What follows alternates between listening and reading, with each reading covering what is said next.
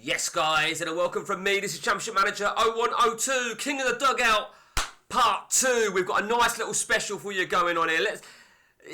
We've got to that stage, right? The stage where all the auctions are complete. We've had a few twists and turns. Where to start? Now, everyone's actually on holiday here, in case you're wondering why they're not lit up. But we'll go from the top then. We're going to start then in these early tables with no games played. AC Run Mansion. When I say special, I mean I've actually got the next part ready to do. So I'm just going to make you wait. So let me give you my perspective then of these guys. AC Run Mansion, managed by Jesper Ronman. Everyone is from Facebook. Some absolute stunning signings. And I say stunning actually. What he's done to stand out from everybody else, Jesper, is he's got the biggest. There is no doubt he's got the biggest. Now, one of the twists that happened at the end of auction 10, which I knew about, of course I knew about this twist. Me and Mark Whittaker have compiled a lot of stuff behind the scenes. 3 players at random, I should state at random, were put into everybody's team as a youth graduate. And they were all 17 to 19. And it was done completely at random. But they're all here and thereabouts of a CA of around between 100 and 120. And you'll see that the 3 here were these 3 guys here. They're not the greatest. They are more so squad fillers. Now, there is one manager out there who will have welcomed these 3 players. There's no doubt about it. So, the King of the Dugout, let me remind you on what this is. We've had 10 auctions. A total of 250 players have been up for auction. One player actually didn't sell in the very last auction, which was a Greek striker. So 249 players have made their way into this game. And as you can see here from AC Run Mansion, or from Jesper, shall we say. Jesper, let's start with his goalkeepers then. Nothing really that jumps out the page. Defence, Pesotto's a good signing. I think there's no doubt Pesotto is a good signing. Can I even say this word? Paulo Negro. Am I allowed to say that? Too late, I've said it. Don't even know who he is really. David Weir was. Some of them, they're not world beaters. But the thing is, right, and I think this is a huge thing for season 1. No one's going to have much depth. So to deal with injuries and stuff from month to month when they have to submit is going to be really sort of restricted. But not for this guy, because he's got versatility all over the place. For example, you've got Negro here who can play central defence, right back. You've got Pesotto who can play right, left. You've got, left back. Actually, do you know what? I never really paid attention. He's actually only got 2 left backs, but that's still good. Let's have a look into midfield. Oliver Dugout, great signing. Probably one of his marquee signings for me personally. McManaman, he got McManaman for quite cheap. Poborski, Gary Speed, Neil Lennon. And let's have a look at his forward line. Dion Dublin, Michael Moles, Agent Signori. He's got a big squad. There's no doubt a big squad. Over to Glasgow United, run by William McGregor. Close. Now, he's clearly got to be a Rangers fan because Close was a Rangers player. Yardell was going to go to Rangers. I'm pretty certain Billy Dodds did. But generally looking at Glasgow United here, Bjorkland was Rangers. Joe Cole was what I think he got him in auction 1. You may recall that from the previous video. Guardiola, again, some good players. They're not world beaters, but he's got some good players. He's got a fairly good. He's got a fairly good team. I'm just looking around now. Let me just remind you now that the available tactics that any manager can use are 4-5-1, as you see right there. 3-5-2 defensive like that. They can have the arrows, anything they want, but the positions must be like that. Or 4-4-2, and it will not be with a goalkeeper with bobbed. The arrows going. So they're the only 3. So with that in mind, I look at teams and I think, well, he's not really got much on the right wing. So is he going to play the old defensive midfielder there? I mean. He's got, what's he got? He's got a couple of left wingers, and he's got a few left wingers and 2 right wingers. But he might play Belletti on the right. Who knows? Over to the Dark Destroyers by Matt. Now, Matt's picked up some decent players. Kesman was an absolute steal. Andy Cole, Aymar, Kili Gonzalez, DJ Armenia, Jesper Gronkia, Lilian Thuram, he might feel he overpaid. Melberg, I thought was a fucking steal. He got him on a free transfer. Same with Wes Brown. Leo Franco, Taibbi in goal. He's got some decent players there, Matt. I would say Matt will do better than the first two players that we've just looked at personally. Over to Sam's Bastards. So, Sam, let's have a look at your setup. Nothing jumping out the book, apart from maybe the odd one or two. Van der Vaart is a decent. Etex Berry is decent.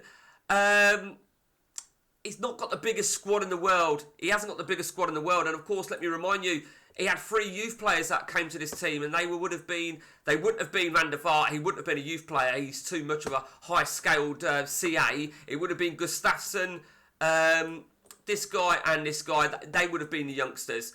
Yeah, I'm not sure. I'm not sure, Sam. Not sure. Perfetico Madrid, Noel Draper, a.k.a. Trunky from the forums, a real fucking midget of a squad. Now, he certainly did welcome the 3 youngsters because, and Stephen Pearson was one of them, funnily enough. He had 14 players without those youngsters. He's got some good players, though. I mean, there's no doubt about that. I think Gullimir is a quality striker. Van Bommel, Walter Samuel, Anderson at the back, Mehmet Scholl. It's an interesting one for you. It really has got a couple of good goalkeepers as well. But I think his depth is going to be what's going to be a killer for him. I really do feel. D-Generation X, run by Stuart Danton. Let's start from the top then. Richard Wright, Johnny Hettinger was one of his youngsters. He's got both Caesars over there. Stankovic. Nedved is a good signing. Patrick Kluivert is a quality signing. He's got the great Selakovic. Maldini. He's got some real good players there. He's got a real balance. He's not got the biggest squad in the world, though. That's a problem. He's not got a big... So what is it, 20? I say not the biggest squad, but I don't know. Who knows? Who knows what Stuart Danton can get from those guys. Some decent players. Over to the next one then. Paget Rangers, run by our very own Trevor Choi. Now, Choi, Sebastian Frey, great goalkeeper. I think Carragher was a steal. Ashley Cole was a steal. The veteran, Fernando Herrero, great player. Steven Gerrard, I'm not sure about Herrero as a CM player. I'm not so familiar with him as a proper real life. He was great. Steven Gerrard, Serginho, Mido was a steal. Leonardo was a great signing. He's got some good players, but again, he's got no recognised striker, and he's got no real attacking midfielders, realistically. So it's an interesting one, and I think Season 1 has been all about the buying, trying to get to grips with it. I think really Season 2 auctions are going to be what's crucial. People will learn from maybe mistakes, mistimed bids and so on and so on. I mean, in terms of his back line, I think he looks a lot more, he looks a lot stronger. Bonero and Zenian are great signings as well. Over to Sunday Strikers, run by Philippe Derala. Of course, he had one particular auction which was just phenomenal, where he landed so many stars. But looking at that, it's a very small one. Viduka, Veron, Roberto Carlos, Zanetti. They all came in the same auction. Those 4. Chiesa was a steal. It's not a big squad. Now, whilst I think at the time it raised a few eyebrows if to say no one's going to get near him, but they will, in all honesty. I mean, I think Molina's a great goalkeeper. I think he's much better, in my opinion, than Isaacson. Again, no, it's all about the versatility. He hasn't got really much for the wing, has he? He has not got much for the wing at all. So it's an interesting one. It really is. I think he's got to go 4 at the back. Zanetti and Carlos are solid. And it's Taribo West. I mean, Dan Petrescu, probably a squad filler. I still think that, there is... I don't know. I don't know what to expect. I really don't. And his 3 18-year-olds weren't too bad. Mark Kerr, of course, a legend of CMO 102. I think everybody will agree with me on that. Sharps Shooters. This is from Lee Sharples. Lee's not actually got a bad setup, particularly in the middle of the park where he's going to have Requelp and Zidane. 2 absolute ballers for the middle of the park. And that's not including, of course, Ballack, who we could have on the left, and Juninho on the right. Robbie Fowler up top. His youngster, he got lucky there. Rosenberg, a great youngster. Now, just remind yourself, right, it is great to have these youngsters, but when we go to Season 2, it's going to be a new save. So essentially, it's not really going to make no difference. It's just about versatility. He might be able to use him, and he's decent.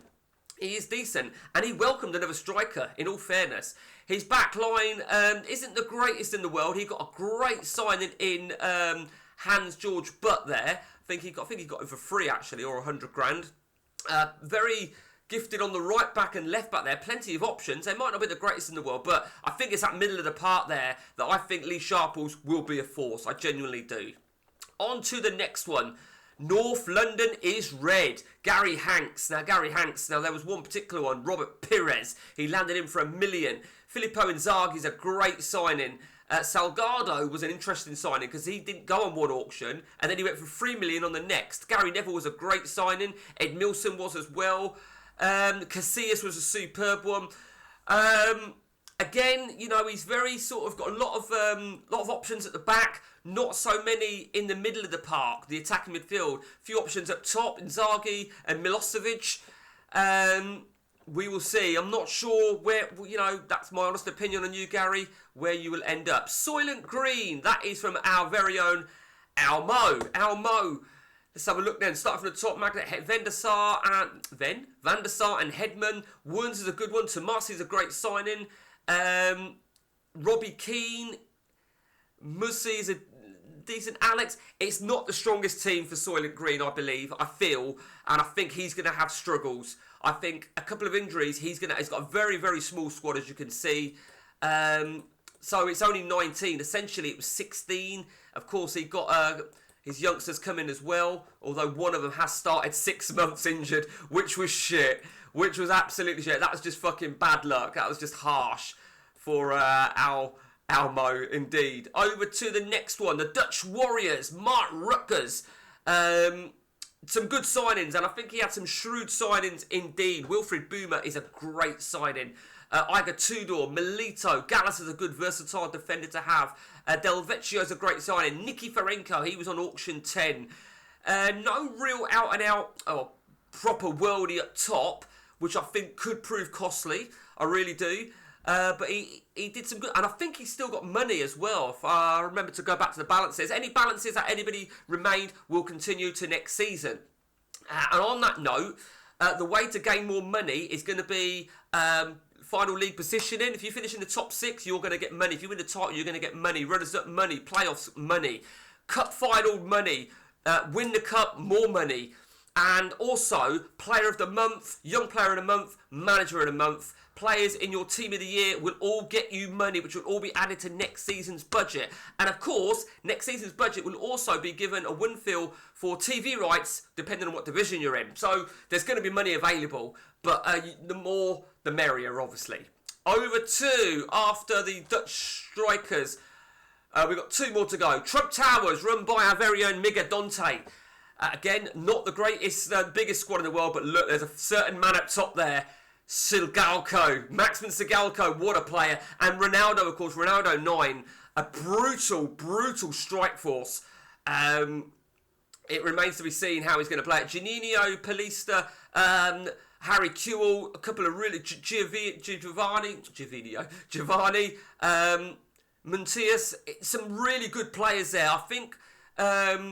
Generally, I think Trump Towers City have one of the best squads. I think he's got a little bit of quality in all places. Maybe the best in my opinion. Sol Campbell, Zori's a great player. Sagnall's decent. I feel, and Leon Knight was one of his young kids that came through. He likes young kids, so I'm told. So let's just have a look. His other 18-year-olds was Makuni. And, of course, Sigalko was an auction player. He was not a youth player. And he welcomed that goalkeeper as well. So, I really do think he'll do well. And finally, Dunthorpe Ironworks. This is, of course, is Ross Horn. Now, I genuinely feel Ross Horn has the best defence. Depending on what formation he plays. I feel that he's got a couple of decent goalkeepers. Nesta, Hoffland, Yakubu. Superb. I really do think he's got a really good defence. Maybe not as strong going forward. Kimi Cashel was a nice freebie, I think it was, but he was an auction freebie. And in terms of his actual youngsters, he got One, Cambridge striker. Yeah, he got a couple of decent players, and they're all give a bit of versatility. And like I said, it was completely random, So, who's your tip, guys? Who's your tip? I'm going to go for Trump City Towers. Oh, Trump Towers City. But there's a long way to go. It's going to be a long season. It's going to be a really long season. 46 games, 14 managers. And of course, only 3 of them can get promoted. Now, I do know on tests, right, AI, right, will buy players, because you've got to remember, every other player is not that's in the database is not at a club. So, based on what I've set up, which is just English League, everybody can get them. So, we will see. And that's it from me, guys. Tune in for part 3, because it's on its way soon.